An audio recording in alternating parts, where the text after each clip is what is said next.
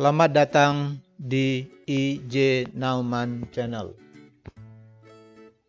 Bicara pendidikan, sekolah, dan madrasah. Jangan lupa subscribe dan like ya. Bapak dan Ibu pencinta pendidikan yang saya hormati, pada kesempatan kali ini kita masih membicarakan kurikulum Merdeka, khususnya tentang proyek penguatan profil pelajar Pancasila. Dan pada kesempatan kali ini kita akan membicarakan langkah ketiga pelaksanaan proyek penguatan profil pelajar Pancasila, yaitu mendesain proyek penguatan profil pelajar Pancasila. Bapak dan Ibu pencinta pendidikan yang saya hormati, sebagaimana sudah kita ketahui dan sudah dipahami bahwa beberapa hal yang baru pada kurikulum Merdeka antara lain adalah: pertama, adanya prinsip pembelajaran intrakurikuler yang berdiferensiasi atau yang disebut dengan intrakurikuler yang beragam. Kedua, pada kurikulum Merdeka, salah satu yang khusus lagi dan hal yang baru di dunia pendidikan dan persekolahan kita adalah adanya proyek penguatan profil pelajar Pancasila atau yang dikenal dengan P5. Bapak dan Ibu pencinta pendidikan yang saya hormati, sekedar mengingatkan kembali bahwa yang dimaksud dengan profil pelajar Pancasila adalah karakter dan kemampuan. Jadi profilnya itu adalah karakter dan kemampuan yang dibangun dalam keseharian dan dihidupkan dalam diri setiap individu peserta didik melalui budaya satuan pendidikan, melalui pembelajaran intrakurikuler, melalui proyek penguatan profil pelajar Pancasila, dan melalui kegiatan ekstrakurikuler.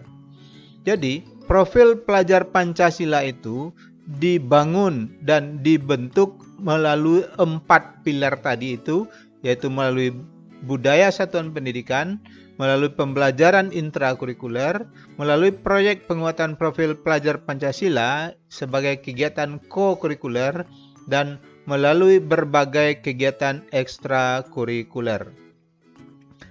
Sedangkan yang dimaksud dengan proyek penguatan profil pelajar Pancasila adalah kegiatan kokurikuler lintas mata pelajaran. Jadi, kegiatan proyek penguatan profil pelajar Pancasila ini adalah kokurikuler, cuma sifatnya lintas mata pelajaran. Berbeda dengan kurikulum sebelum ini, mana kegiatan kokurikuler itu melekat pada mata pelajaran.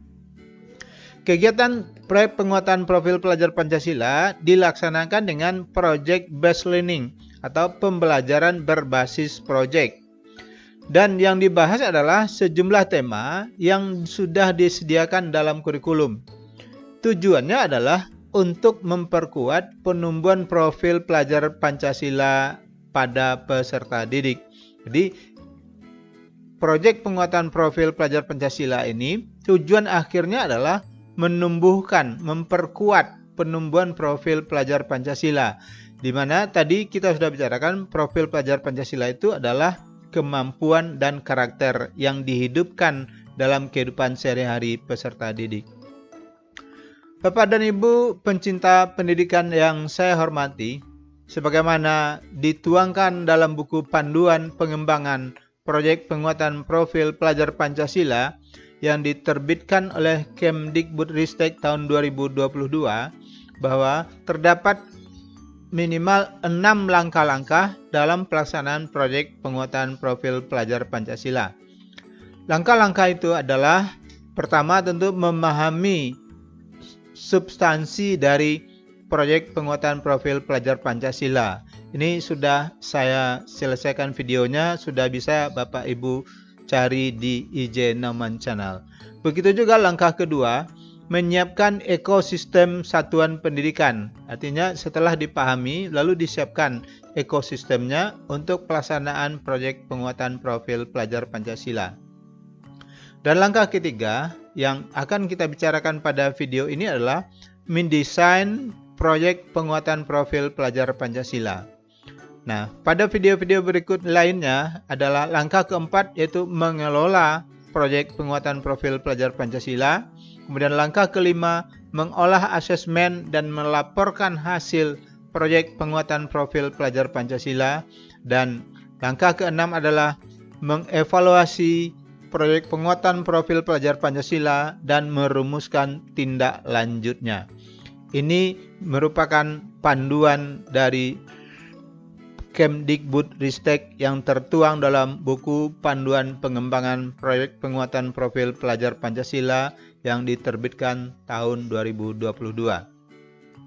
Nah, jika kita bicara tentang mendesain proyek penguatan profil pelajar Pancasila, pada intinya kita akan mencoba menjawab berbagai pertanyaan atau masalah. Pertama tentu bagaimana tahapan perencanaan proyek profil ini. Jadi bagaimana perencanaannya itu, sebab segala sesuatunya tentu harus direncanakan oleh satuan pendidikan. Dan kedua, bagaimana merancang dan mengembangkan kegiatan proyek penguatan profil pelajar Pancasila ini.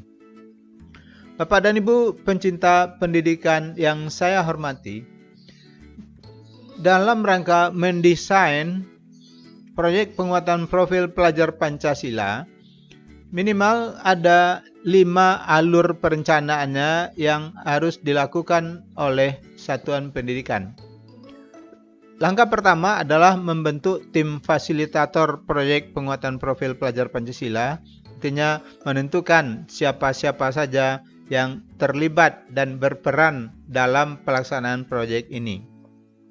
Langkah kedua adalah mengidentifikasi tahapan kesiapan dari satuan pendidikan untuk melaksanakan proyek penguatan profil pelajar Pancasila.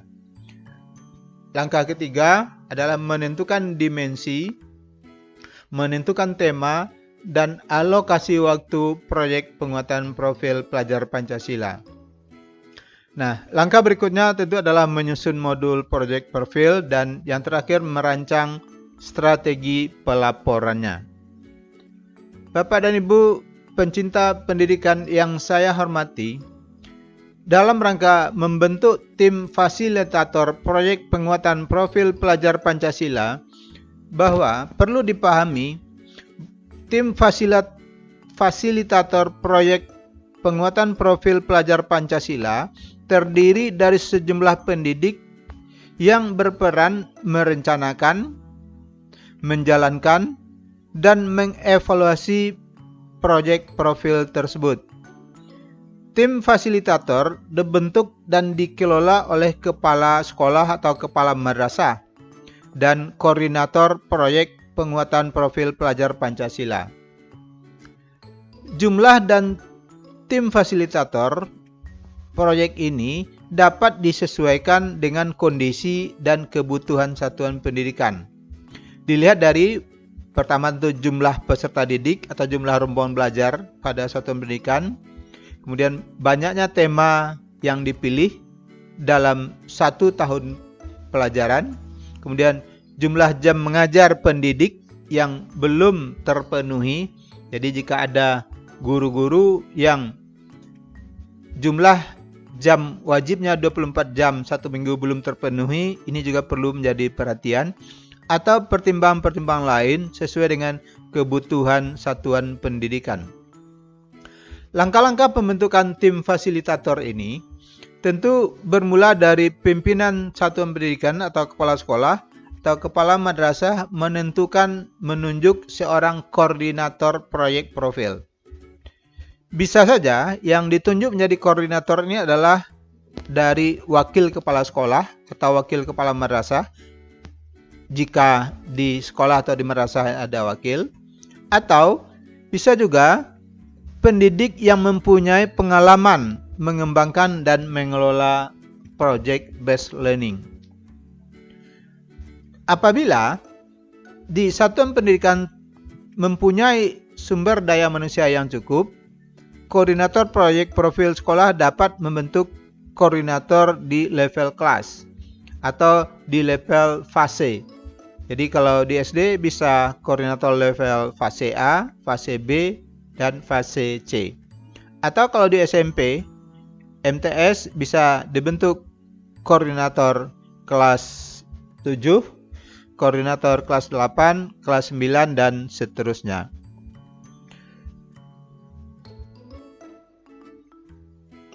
Kalau di pendidikan khusus, tentu dapat juga dipilih sesuai dengan kekhususannya. Pimpinan satuan pendidikan atau kepala sekolah atau kepala madrasah bersama koordinator proyek berkewajiban memetakan pendidik dari setiap kelas atau apabila SDM terbatas, perwakilan dari masing-masing fase untuk menjadi tim fasilitator proyek penguatan profil pelajar Pancasila ini. Koordinator mengumpulkan dan memberikan arahan kepada tim fasilitator proyek profil untuk merencanakan dan membuat modul proyek profil bagi setiap kelas atau fase. Jadi ada dua hal yang dibentuk. Pertama adalah koordinator proyek, yang kedua adalah fasilitator secara umum. Fasilitator itu bisa sebagai pendamping di kelas atau rombel masing-masing. Nah, pembagian tugas adalah bahwa satuan pendidikan berkewajiban menyiapkan sistem dan perencanaan hingga evaluasi dan refleksi proyek profil ini. Kemudian membuka pintu kolaborasi dengan narasumber untuk memperkaya materi proyek profil baik dari masyarakat, dari komunitas, dari akademisi, dari praktisi, dan lain-lain. Dan satuan pendidikan juga berkewajiban mengkomunikasikan proyek penguatan profil pelajar Pancasila ini kepada lingkungan satuan pendidikan, baik kepada orang tua, kepada masyarakat, dan kepada pihak-pihak lain yang berkepentingan. Berikutnya, satuan pendidikan atau sekolah atau madrasah memastikan bahwa beban kerja pendidik tetap dipertahankan, tidak dikurangi sesuai arahan dari Kepmen. Kemudian melibatkan pendidik bimbingan dan konseling atau mentor untuk memfasilitasi proses berjalannya proyek profil ini. Dan yang tidak kalah pentingnya adalah satuan pendidikan berkewajiban menyediakan kebutuhan sumber daya serta dana yang diperlukan untuk kelangsungan proyek profil ini.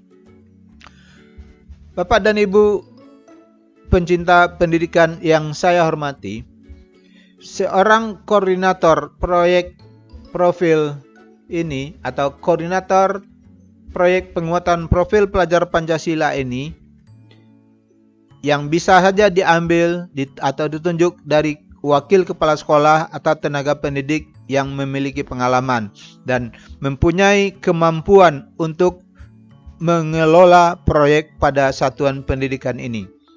Tugas utama dari koordinator proyek ini adalah pertama adalah mengelola sistem yang dibutuhkan tim pendidik atau fasilitator dan peserta didik agar dapat menyelesaikan proyek dengan sukses.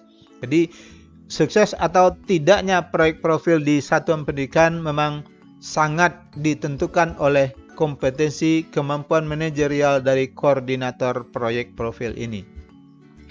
Sebab sistem ini karena baru, maka koordinator punya kewajiban untuk mengelola, memberikan pemahaman kepada fasilitator lain, kepada pendamping untuk bisa terlaksananya proyek penguatan profil pelajar Pancasila ini. Tugas kedua adalah memastikan bahwa terdapat kolaborasi pengajaran antara para pendidik yang tergabung dalam tim fasilitator proyek profil. Sebab anggota tim fasilitator bisa kemungkinan besar berasal dari berbagai mata pelajaran. Dan sesuai dengan sifat dari proyek penguatan profil pelajar Pancasila, dia bersifat lintas mata pelajaran. Maka kolaborasi pengajaran di antara mata pelajaran itu harus terlaksana dengan baik. Tugas ketiga dari koordinator adalah memastikan bahwa alur proyek memiliki aktivitas yang kaya dan beragam untuk mengoptimalkan prinsip eksploratifnya. Karena sesuai juga dengan kegiatan, berbarengan dengan kegiatan intrakurikuler yang memiliki prinsip berdiferensiasi.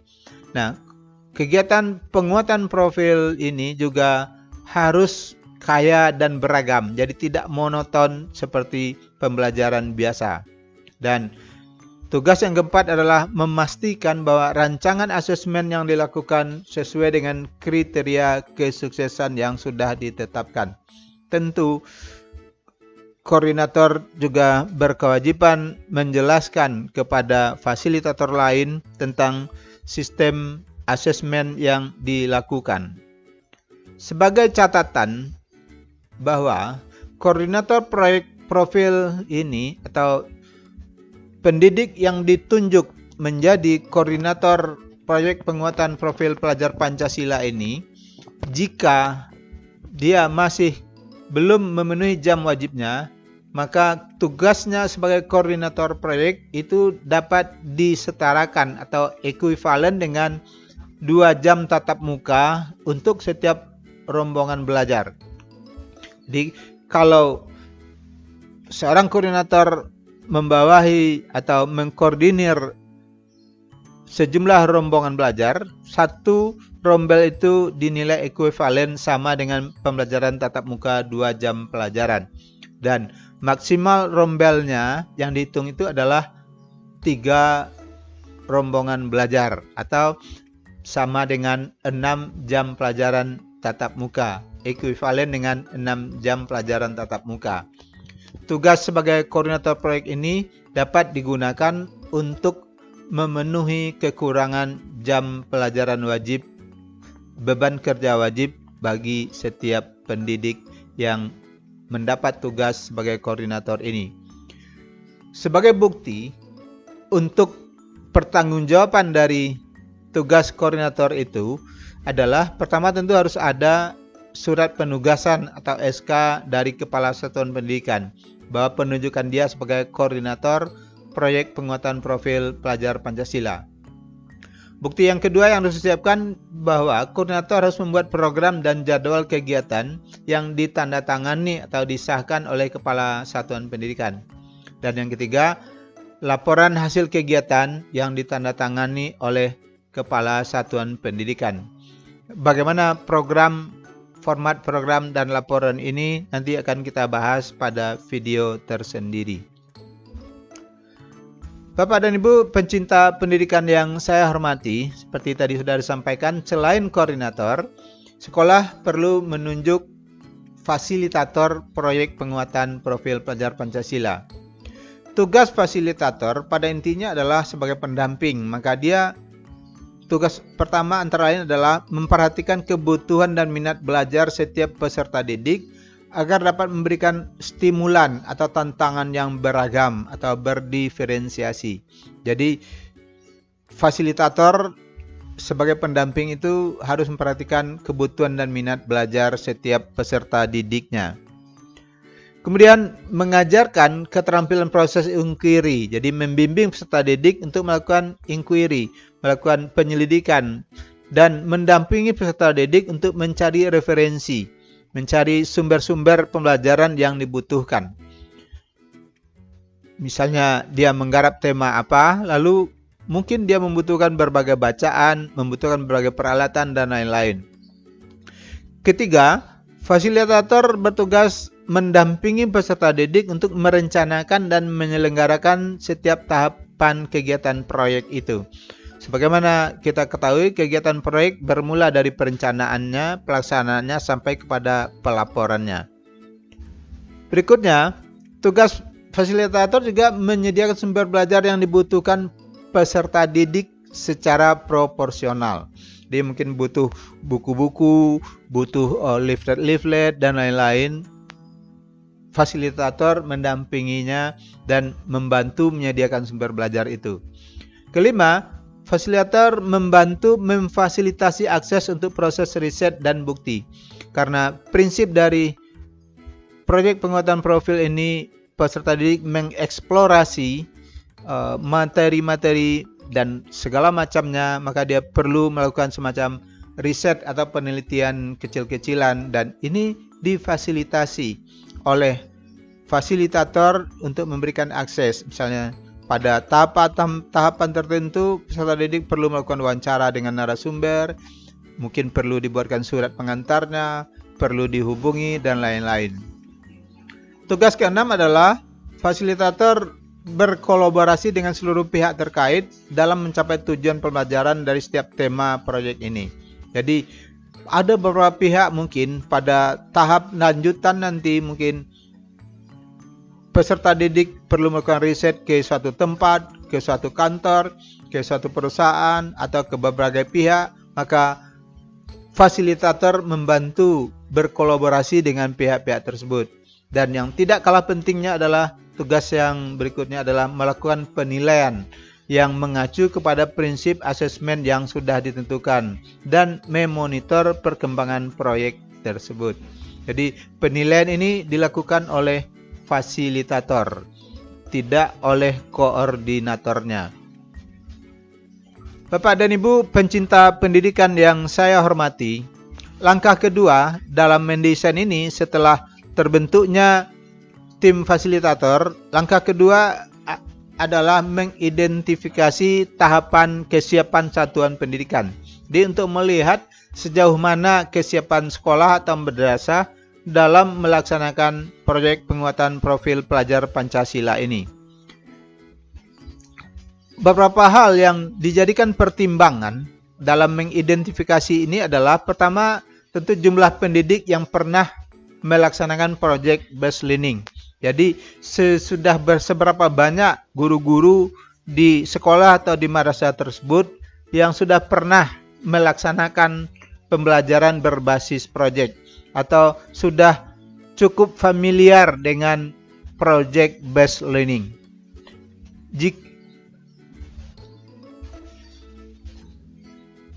Indikator kesiapan yang kedua adalah sudah seberapa terbiasa atau keterbiasaan sekolah atau madrasah dalam melaksanakan project based learning. Jadi setelah pernah melaksanakan, apakah itu sudah terbiasa dengan PBL ini atau project based learning ini. Berikutnya adalah apakah sekolah sudah cukup siap melaksanakan project based learning yang sifatnya lintas mata pelajaran. Mungkin saja pendidik sudah pernah melaksanakan project based learning tapi baru pada mata pelajaran dia sendiri. Dan langkah keempat, indikator keempat adalah sistem pendukung pelaksanaannya. Apakah sistem pendukungnya sudah cukup atau bagaimana? Dan yang berikutnya adalah keterlibatan mitra. Sebagai identifikasi dapat kita lihat kalau dari hasil identifikasi jumlah pendidik yang sudah pernah melaksanakan pembelajaran berbasis proyek itu sudah lebih dari 50% atau masih kurangkah dari 50%, maka hasilnya tentu akan berpengaruh kepada penentuan tahap kesiapan. Tahap kesiapan itu nanti dibagi atas 3 tahap. Ada tahap awal, kemudian ada tahap berkembang, dan tahap lanjutan. Nah, indikator-indikator itulah yang perlu diidentifikasi. Nah, hasil identifikasi itu akan melahirkan pada 3 tahap. Pertama disebut dengan tahap awal. Sekolah dikatakan atau madrasah dikatakan masih berada pada tahap awal jika hasil identifikasi bahwa konsep pembelajaran berbasis proyek itu baru diketahui oleh sebagian kecil para pendidik. Jadi masih di bawah 50%. Kedua, satuan pendidikan menjalankan proyek itu baru secara internal, tidak melibatkan pihak luar. Jadi project based learning-nya itu baru secara internal saja, belum melibatkan pihak luar, misalnya dari mitra, dari narasumber, dari praktisi, dan lain-lain. Ketiga, satuan pendidikan belum memiliki sistem dalam mempersiapkan dan melaksanakan pembelajaran berbasis proyek. Kalau kondisinya masih seperti itu, maka sekolah atau madrasah dikatakan dalam pelaksanaan ini masih pada tahap awal. Berikutnya disebut pada tahap berkembang. Sekolah dikatakan atau madrasah dikatakan sudah berada pada tahap berkembang jika satuan pendidikan sudah memiliki sistem untuk menjalankan pembelajaran berbasis proyek.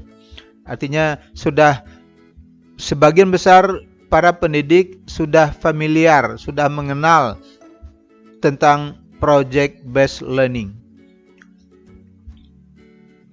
Dan dia sudah bisa melaksanakannya sifatnya lintas mata pelajaran. Kedua, konsep pembelajaran berbasis proyek sudah dipahami sebagian besar pendidik. Artinya sudah lebih 50% para pendidik sudah familiar, sudah paham dengan project based learning. Kemudian, satuan pendidikan sudah mulai melibatkan pihak di luar satuan pendidikan untuk membantu salah satu aktivitas proyek. Jadi, sudah mulai berkolaborasi dengan pihak-pihak eksternal. Misalnya dengan mengundang narasumber, mengikutkan orang tua, berkunjung ke tempat-tempat tertentu, ke pabrik, ke proyek, dan lain-lain. Dan tahap berikutnya dikatakan satuan pendidikan atau sekolah sudah berada pada tahap lanjutan. Artinya, pembelajaran berbasis proyek sudah menjadi kebiasaan di satuan pendidikan. Artinya, sebagian besar para pendidik sudah bisa, sudah mahir melaksanakan pembelajaran berbasis proyek. Kemudian konsep pembelajaran berbasis proyek sudah dipahami semua pendidik, jadi sudah bersifat lintas mata pelajaran. Dan ketiga, satuan pendidikan sudah menjalin kerjasama dengan pihak mitra di luar satuan pendidikan agar dampak proyek dapat diperluas secara berkelanjutan.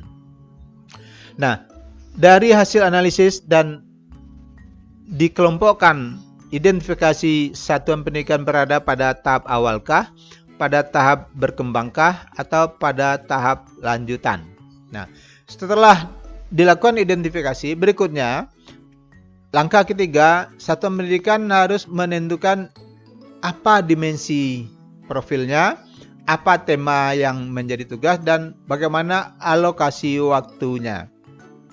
Nah, sekedar mengingatkan Bapak dan Ibu para pendidik di satuan pendidikan bahwa dimensi profil pelajar Pancasila adalah 6. Pertama, bertakwa kepada Tuhan Yang Maha Esa dan berakhlak mulia. Dimensi kedua, berkebinekaan global. Dimensi ketiga, bergotong royong. Dimensi keempat, kreatif. Dimensi kelima, bernalar kritis. Dimensi keenam, mandiri. Jadi proyek ini tujuannya adalah memperkuat penumbuhan dimensi-dimensi ini pada peserta didik. Setelah ditentukan dimensinya, sekolah juga menentukan temanya. Tema apa yang akan dijadikan proyek. Ya. Minimal ada 8 tema yang disediakan untuk SD, MI, SMP, MTS, SMA, dan MA, SMK, dan MAK. Ada tema gaya hidup berkelanjutan. Kedua, tema kearifan lokal. Ketiga, tema Bhinneka Tunggal Ika. Tema keempat, bangunlah jiwa dan raganya. Kelima, tema suara demokrasi. Keenam, temanya adalah rekayasa dan teknologi. Ketujuh, kewirausahaan. Kedelapan, kebekerjaan. Penomoran ini hanya sekedar menyusun, bukan menunjukkan gradasi atau prioritas. Nah, untuk PAUD, pendidikan anak usia dini, ada 4 tema yang disediakan. Tema pertama, Aku Sayang Bumi, Gaya Hidup Berkelanjutan. Kedua, Aku Cinta Indonesia, Kearifan Lokal. Ketiga, Kita Semua Bersaudara, sesuai dengan Bhinneka Tunggal Ika. Dan keempat, Imajinasi dan Kreativitasku, Rekayasa dan Teknologi. Nah, setelah ditentukan identifikasi tadi, maka penentuan tema dan topik spesifik sesuai dengan tahapan satuan pendidikan. Nah, aturannya adalah jika sekolah atau madrasah masih berada pada tahap awal, jadi kita ulang kembali, tadi ada langkah-langkah untuk mengidentifikasi. Jika hasil identifikasi menyepakati bahwa sekolah masih berada pada tahap awal, maka satuan pendidikan menentukan 2 tema yang sama untuk setiap kelas, setiap tingkat paralel di PAUD, SD dan MI yang sederajat, dan 3 tema yang sama untuk setiap tingkat kelas paralel di SMP, MTS, SMA sampai SMK, MAK. Artinya apa? Kalau di SD misalnya terdapat 2 kelas 1, maka temanya sama antara kelas 1A dengan 1B. Untuk 1 tahun ditetapkan 2 tema. Atau kalau untuk SMP, MTS, SMA, MA, SMK, dan MAK, dan yang sederajat, di awal tahun pelajaran, satuan pendidikan sudah menetapkan tema untuk kelas 7 ini, 3 tema. Tema untuk kelas 8 ini. Tema untuk kelas 9 ini, 10 dan seterusnya. Sesuai dengan ketentuannya. Berikutnya, setelah ditetapkan temanya, satuan pendidikan menentukan isu yang sama untuk semua tema di semua tingkat kelas atau paralel. Jadi temanya sama, topiknya juga sama. Jadi ditentukan oleh satuan pendidikan. Kemudian satuan pendidikan menentukan tema dan topik project profil. Jadi boleh dikatakan pada tahap awal, jika satuan pendidikan berada pada tahap awal, maka project profil penguatan pelajar Pancasila untuk 1 jenjang itu sama, ya, dan ditentukan oleh satuan pendidikan. Nah, berikutnya, jika hasil identifikasi menetapkan bahwa satuan pendidikan atau sekolah dan madrasah itu sudah berada pada tahap berkembang, langkahnya hampir sama dengan tahap awal. Pertama tentu satuan pendidikan menetapkan pilihan tema yang dipilih, 2 untuk PAUD dan SDMI, dan sederajat 3 tema untuk SMP, MTS, SMA, MA, SMK, dan MK yang sederajat di awal tahun pelajaran. Jadi di awal tahun, satuan pendidikan sudah menetapkan tema apa yang dipilih. Kemudian, satuan pendidikan menelah isu yang sama untuk setiap tingkat kelas. Jadi topiknya, isunya apa? Jadi bedanya, pada tahap berkembang, satuan pendidikan mempersiapkan beberapa tema dan topik untuk profil dan dipilih oleh peserta didik. Jadi disiapkan beberapa tema dan topik, peserta didik memilih. Jadi sudah lebih dewasa dari yang tahap awal. Kalau tahap awal ditentukan oleh satuan pendidikan, pada tahap berkembang peserta didik sudah diberikan opsi pilihan mana tema dan topik yang akan digarapnya. Berikutnya, jika satuan pendidikan dari hasil identifikasi sudah berada pada tahap lanjutan, nah, langkahnya mirip dengan tahap awal dan tahap berkembang.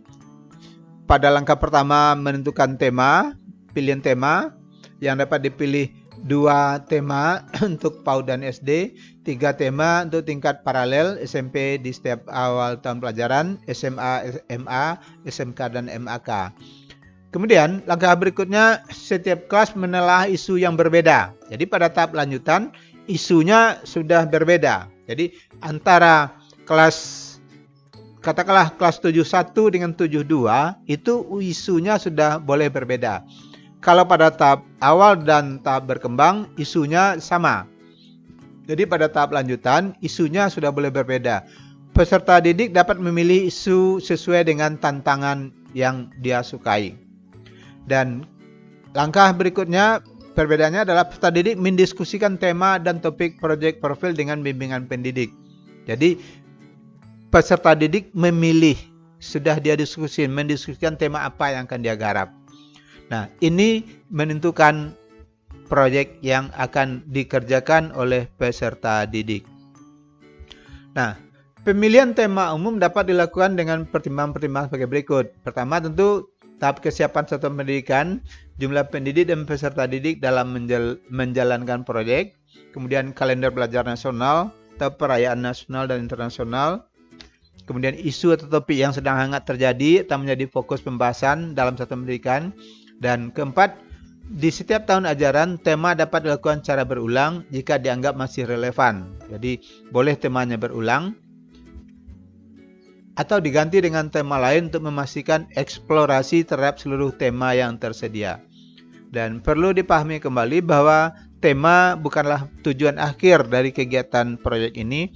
Tujuan akhir dari kegiatan ini adalah penguatan profil pelajar peserta didik. Nah, lalu berikutnya setelah dirancang dimensinya, tema dan topiknya sudah ada, lalu tentu sekolah mungkin melalui koordinator proyek merancang alokasi waktu proyek penguatan profil pelajar Pancasila. Ingat, alokasi waktu ini dirancang untuk 1 tahun pelajaran. Langkah-langkahnya tentu dimulai dengan pemetaan alokasi waktu proyek di setiap jenjang, kemudian simulasi penghitungan alokasi waktu, kemudian penetapan waktu pelaksanaan proyeknya. Perlu diingat kembali bahwa alokasi jam proyek profil per tahun. Jadi alokasi jam yang ditentukan dalam kurikulum adalah per tahun. Nah, pembagiannya pada semester ditentukan oleh satuan pendidikan. Untuk SD kelas 1 sampai kelas 5, jumlah jam yang disediakan untuk proyek profil itu adalah 252 jam pelajaran 1 tahun. Jadi harus setara dengan itu. Artinya bobot pekerjaan proyek itu setara dengan 252 jam. Untuk kelas 6 itu 224 jam pelajaran 1 tahun. Jadi kalau nanti mendesain waktunya, jumlah jamnya ini dalam 1 tahun ya tentu minimal 252 jam. Kalau lebih ada waktu ya tidak masalah. Untuk SMP kelas 7 sampai dan kelas 8 360 jam, SMP kelas 9 320 jam, SMA kelas 10 486 jam, kelas 11 216 jam pelajaran, kelas 12 192 jam pelajaran, SMK MAK kelas 10 288 jam pelajaran, SMK kelas 11 144 jam pelajaran, kelas 12 36 jam pelajaran. Jadi ini jumlah jam pelajaran 1 tahun. Pembagiannya pada tiap semester tergantung kepada pemilihan tema yang disepakati dan ini ditentukan oleh sekolah. Nah, ketentuannya seperti tadi sudah kita singgung, di PAUD pada jenjang PAUD itu 1 atau 2 proyek 1 tahun dengan tema yang berbeda. Kalau di SD, SDLB dan paket A 2 sampai 3 proyek dalam setahun dengan tema yang berbeda. SMP, MTS paket B 3 sampai 4 proyek dengan tema yang berbeda. Artinya juga 4 tema yang dibahas. SMA sama paket C kelas 10 3 sampai 4 proyek dengan tema yang berbeda. SMA MA kelas 11 dan kelas 12 2 sampai 3 proyek dengan tema yang berbeda. Sedangkan untuk SMK di kelas 10 3 proyek, 2 tema pilihan, 1 tema wajib yaitu kebekerjaan. Kemudian SMK kelas 11 2 proyek, 1 tema pilihan, 1 tema wajib kebekerjaan. Dan di SMK MK kelas 12 1 proyek saja lagi dengan tema kebekerjaan. Jadi ini yang perlu diperhitungkan ketika mendesain waktu, yaitu jumlah jam pelajaran 1 tahun dan jumlah proyek dalam 1 tahun. Pembagiannya disepakati oleh satuan pendidikan. Contoh, kita ambil contoh SD kelas 1 sampai kelas 5, di mana 1 tahun itu harus menyelesaikan 2 proyek. Nah, perlu diingat, kalau 2 proyek tentu yang logisnya bisa saja dibagi 1 proyek pada semester ganjil, 1 proyek pada semester genap. Dan perlu diingat, jumlah jam keseluruhannya 1 tahun itu adalah 252 jam pelajaran. Maka bisa dibagi, itu terserah. Ini sebagai contoh saja, tidak harus seperti ini. Misalnya, proyek pertama, apa temanya yang sudah dipilih, itu dilaksanakan pada semester ganjil, jumlah jam pelajarannya 140 jam pelajaran. Berarti proyek kedua dilaksanakan pada semester genap, tentu jumlah jam pelajarannya tinggal 112 karena 252 dikurang 140 tinggal 112 jam pelajaran. Nah, kalau kelas 6 juga sudah 3 proyek.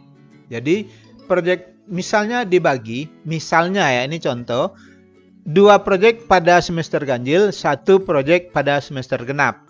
Nah, 2 proyek itu masing-masing dibagi.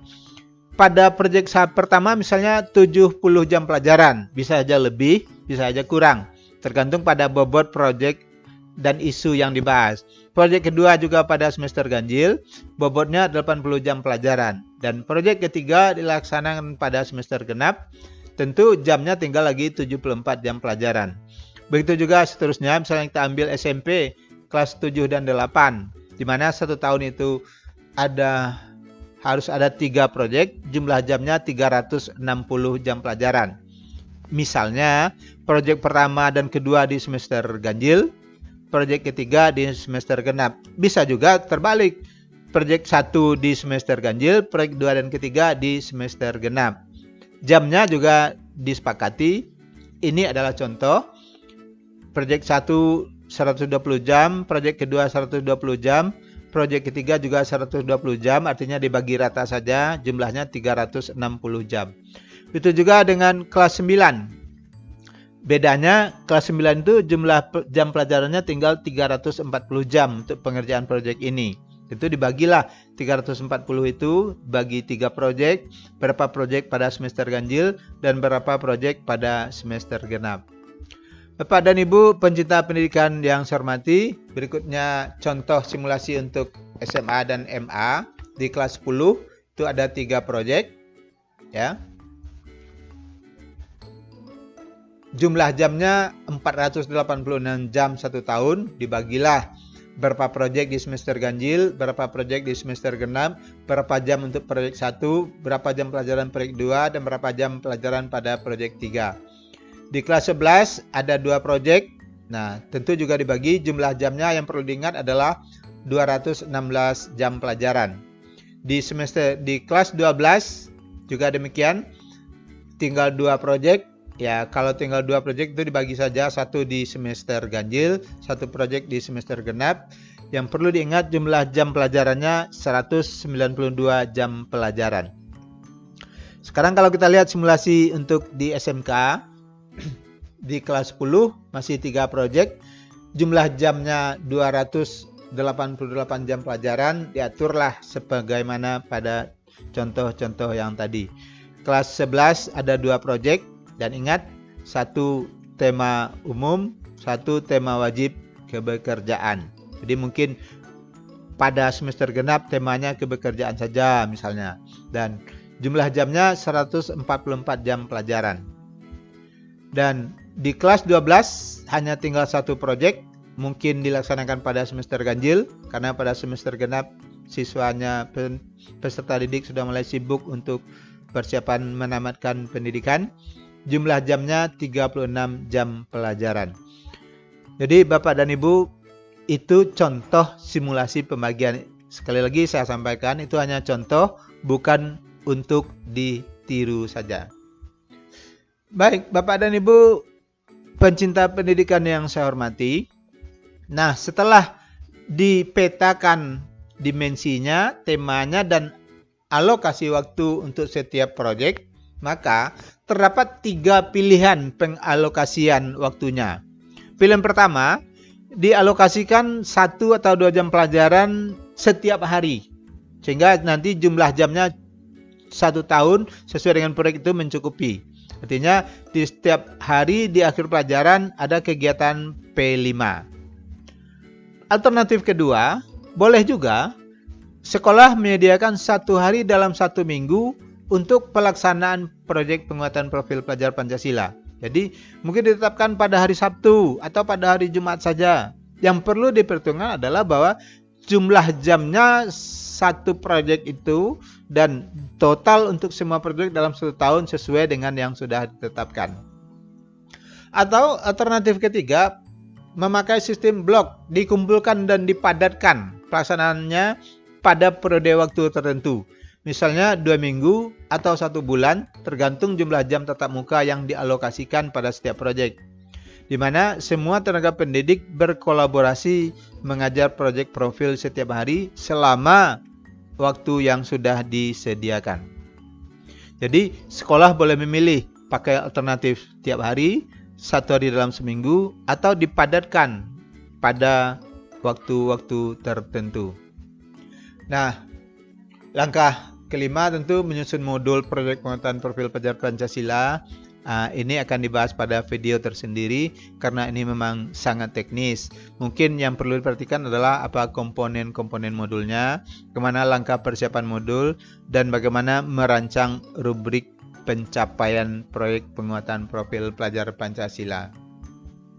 Bapak dan Ibu pencinta pendidikan yang saya hormati, demikianlah pembicaraan kita tentang bagaimana mendesain proyek penguatan profil pelajar Pancasila yang harus dilakukan satu pendidikan tentunya di awal tahun pelajaran. Perlu saya ingatkan bahwa terdapat beberapa video saya yang bicara tentang pendidikan, bicara tentang sekolah dan madrasah. Ada video tentang akreditasi sekolah, ada video tentang olimpiade penelitian siswa, ada video tentang kurikulum satuan pendidikan atau kurikulum sekolah, dan ada video yang khusus tentang proyek penguatan profil pelajar Pancasila.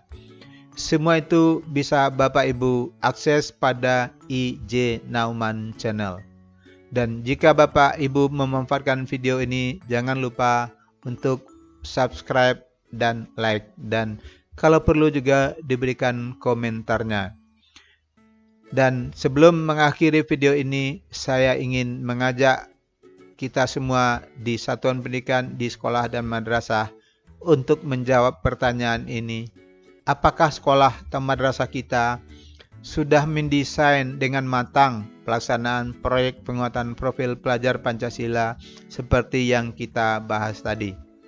Demikian saja yang dapat saya sampaikan. Saya ucapkan terima kasih pada Bapak dan Ibu yang sudah menggunakan video saya ini. Salam dari saya, Indra Jaya Nauman.